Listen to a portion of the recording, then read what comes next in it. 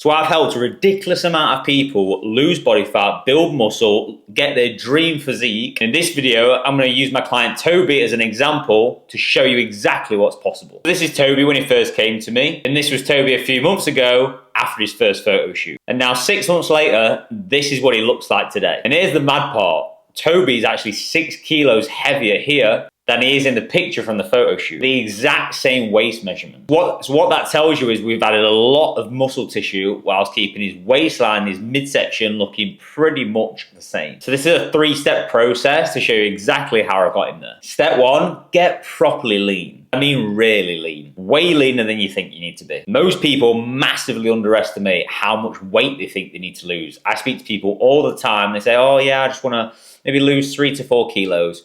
They're surprised once they strip off 10 to 15 and finally look exactly the way they want to look. For example, the difference in weight between these two pictures is 14 kilos. That's over 2 stone of weight. And that's probably a hell of a lot more than you thought that would be. So I say, whatever you think you've got to lose, pretty much double it. So make sure you're giving yourself enough time to achieve that result if you're working towards a specific deadline. For example, a photo shoot or a holiday. Always take yourself a few kilos lighter than your target as well, just to give yourself a little bit of wiggle room, because that's going to be massively important for the next step I'm about to run through. Because the beautiful thing about getting genuinely lean is the fact that you look bigger, not smaller. Remember, we've all got abs, we've all got muscles underneath a layer of fat. Yes, some more than others, but once we strip that fat off, our muscles are pressed closer to the skin, which gives the illusion that we're actually bigger because we can now see the muscles and the separation. You see, Toby didn't gain muscle between the first picture and the second picture. He had the muscle underneath. We just had to strip the body fat off to reveal that. So step 2, spend a long time building muscle. Once the diet is done, reverse out of it properly. Bring your calories up to maintenance as fast as possible. Kill the hunger and let your hormones settle. Your body is going to be incredibly sensitive to food coming off the back of a deficit. It's going to partition and use those incoming calories very, very well. You'll even add a bit of muscle tissue just getting your calories back to maintenance. You'll be a few kilos up from your leanest point. You'll feel much better. You'll have so much more energy. You'll be sleeping better. You'll be so much more happier. Now you need to build. Get yourself into a small enough surplus where you can start adding tissue and not body fat. The muscle building process is a hell of a lot longer than the fat loss process. And honestly, I would probably say it's psychologically harder as well. When you're in a fat loss phase, you're seeing the scale weight come down quickly, you're seeing your body tighten up quicker, whereas when you're on that other side and you're reversing your food up and you're wanting to add on weight, and that's why it's important to not just solely focus on one metric, i.e. the weight.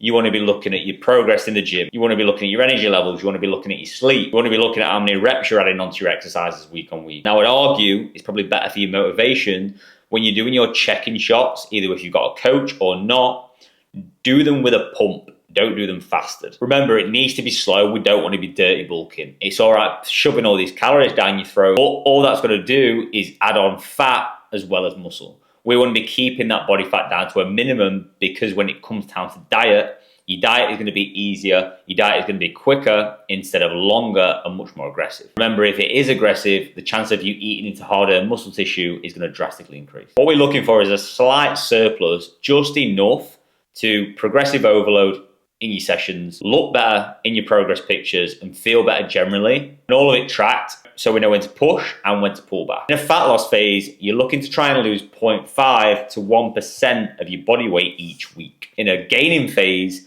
you're looking to gain 0.5 to 1% of your body weight each month. Completely different timelines, and you just have to accept that. From Toby finishing his photo shoot to now in this picture 6 months later, all we've done is gone into a lean gaining phase, gradually building his calories up week on week, improving lifts, improving body composition, keeping cardio at a decent level. He's gone from eating 1,800 calories close to his photo shoot upwards to now 3.3 to 3,500 calories because of the amount of training he's doing. Now gets more flexibility and freedom because the calories allow it. But make no mistake, as I said earlier, the gaining phase is so much more difficult. You need more structure, you need more routine, and you need more accountability in a gaining phase more than you ever will in a fat loss phase. Because in a fat loss phase, the results are clear week on week. So motivation naturally is high. And if your motivation's high, naturally consistency is going to be easier to adhere to.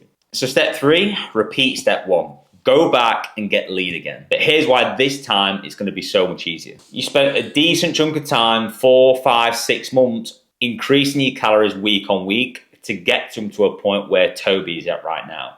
You're probably eating 3 to 3,200, sometimes maybe up to 4,000 calories, right? So that's important because you have a lot of calories now to pull from, right? Whereas at the start, you may have only been consuming maybe 2,200, 2,300 calories and you had a lot of body fat to lose, right? Now, because our food's so high, we can simply pull off 500, 600, up to 1,000 to increase that deficit early on and still be on very, very good food. Why is that important? Because if you can diet on higher calories, naturally it's easy to adhere to, but also your training performance is going to stay high. So the likelihood of you building muscle whilst losing fat at the same time is going to drastically increase. It also means you're going to be happier. It's also going to be shorter and it isn't going to be as aggressive. Therefore, it makes it easier to get that end result. But that's only if you do it properly.